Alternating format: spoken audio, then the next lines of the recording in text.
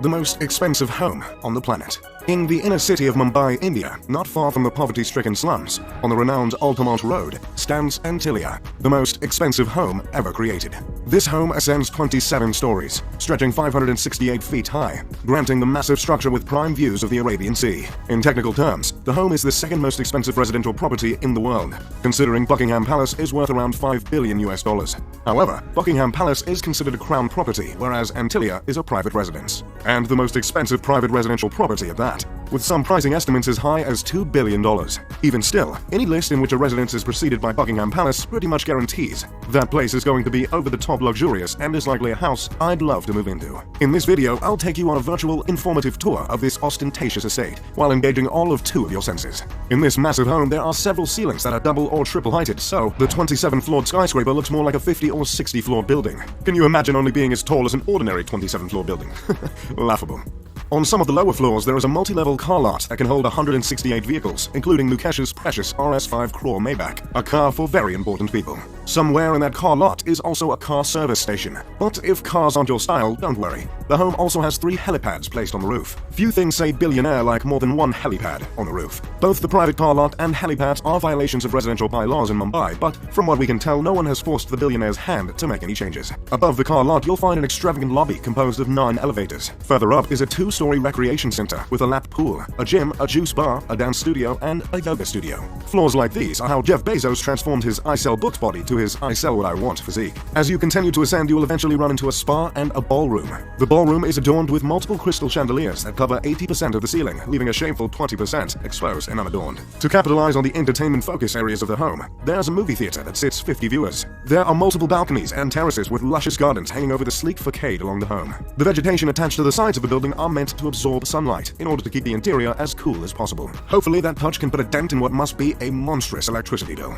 As if all this luxury wasn't enough of an escape from the hot, busy streets of Mumbai, the home comes fitted with an ice room equipped with a snow generator, meant to mimic a winter wonderland, a creative addition rivaled only by the likes of Willy Wonka. The immaculate structure was designed by architects Perkins and Will out of Chicago, and the interior design was overseen by an Australian company called Leighton Holdings. While the 400,000 square foot building is home to just 6, it's also meant to make room for a staff of 600 cooks, cleaners, and security personnel. So that makes the size of the mansion less excessive, right? I double-checked that stat, by the way, and I can confirm 100 staff per family member. The building is named after a legendary island, also called the Isle of the Seven Cities. The tale of this island originates from an old Liberian legend in which bishops fleeing from the Muslim conquest of Hispania escaped to an island and created 7 settlements there. There's not much else on that fun fact, and no one seems to know why the owners of the home took to that fabled island, but that's the thing with being a billionaire. No one questions your decisions. Considering the unique shape of the skyscraper and the fact that its construction cost not 6, not 7, not 8, but 10 figures, it'd be a fair assumption to presume the design of the home is symbolic, or at least, on purpose. And that assumption would be correct. This incredible structure was meticulously crafted with Hindi influence and generously laced with religious symbolism. Within the 27 stories, there are 6 sections of the home that are meant to reflect earth, water, fire, air, sound, and light. These elements were placed from bottom to top as to mimic not Nickelodeon's Avatar: The Last Airbender, but the ascension to enlightenment. Throughout the mansion there are 2 recurring motifs: the sun and the lotus. These symbols are meant to represent rebirth. The materials used to stand for these themes include marble, crystal, and none other than mother of pearl. There is a temple in the home in which the family of 6 goes to pray regularly. There are many statues of Hindu deities throughout the home, including the Hindu god Ganesh, revered as the remover of obstacles, and Shiva, the Hindu deity who destroys to make way for new creation. Along with religious themes and the motifs of lotus and sun, the house is said to have been inspired by the Atlantic Ocean. The owner of the $2 billion home is Mukesh Ambani, a petroleum titan, chairman of Reliance Industries and, surprise surprise, the richest man in India. Mukesh is responsible for 1/5 of India's exports, which is absolutely outrageous considering India makes up for 1/3 of the Earth's population.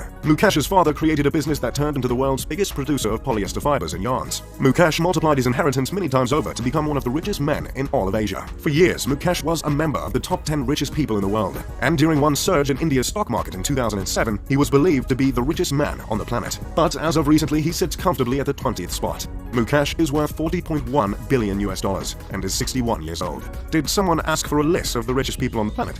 Okay, here it is. Number 1, Jeff Bezos, Amazon. Number 2, Bill Gates, Microsoft. Number 3, Warren Buffett, Berkshire Hathaway. Number 4, Bernard Arnault, Louis Vuitton. Number 5. Amancio Ortega, Zara. Number 6. Carlos Slim Helou and family. Number 7. Mark Zuckerberg, Facebook. Number 8. Larry Ellison, Oracle. Number 9. Larry Page, Alphabet, co-founder of Google. Number 10. Charles Koch, Koch Industries. Number 11. David Koch, you guessed it, Koch Industries. Number 12. Sergey Brin, Google. Number 13. Michael Bloomberg, Bloomberg. Number 14. Ma Huateng, Tencent Holdings. Number 15. Jim Walton, Walmart. Number 16. Rob Walton, Walmart. Number 17. Alice Walton, Walmart. Number 18. Steve Ballmer, Microsoft. Number 19. François Bettencourt Myers and family, L'Oreal. Number 20. And our guy, Mukesh Ambani. We just love lists here at Mr. Luxury. As you might have noticed from the list, Mukesh is one of only 2 individuals from Asia to earn a spot on the list. Mumbai is the commercial capital of India and is also called the city that never sleeps, because I guess they didn't know that slogan was already taken. This city is also home to the entertainment industry in India, so it's commonly known as Bollywood, yet another thing they ripped from the United States. While the city is home to the world's most expensive house, it's unfortunately also home to the world's largest slum. The popular film Slumdog Millionaire was set in Mumbai. The public reception of the house's creation has been harsh at best. I believe offending neighbors comes standard when you're creating a home worth over $1 billion, but there is certainly warrant for any offense taken in this particular case, I must admit. While the house was built on the richest stripe of land in the city, it's hard to not notice the contrast in a city like Mumbai, with such depths of poverty just blocks away. Gyan Prakash told the New York Times in 2010 that the home is in a way reflective of how the rich are turning their faces away from the city. In Mumbai, 40% of children under the age of 5 are underweight. The gap between the rich and the poor is as stark and vast here as any other place in the world. Still, there are some that bring up the charitable acts of the Ambani family, which include the creation of a hospital, when discussing the moral responsibilities of the family, not to mention numbers of the philanthropic ventures, specifically by Nita Ambani, Mukesh's wife. Which is great and all, but no one is going to ignore the gargantuan mansion towering over the city, or any of Mukesh's indulgences other than the mansion. Years before the creation of Antilia, Mukesh bought his wife an Airbus for her birthday for $60 million. He had the passenger jumbo jet refitted with a living room, a bedroom, satellite TV, a sky bar, and a spa. Unlike most families worth billions, the Ambani family owns just the one home as opposed to the expected several around the globe. Initially, the family shared a house with Mukesh's mother and brothers, but after Mukesh's father passed away of a stroke, he decided to break the bank on the 400,000 square foot home. The children of Mukesh and Nita all studied at universities in the States. Isha, their eldest daughter, recently graduated from Yale. Her twin brother, Akash, and younger brother, Anat, both graduated from Brown University. Not that I'm in any position to judge Mukesh as a father, but it's nice to see he raised 3 Ivy Leaguers. That's pretty much all I've got on Antilia.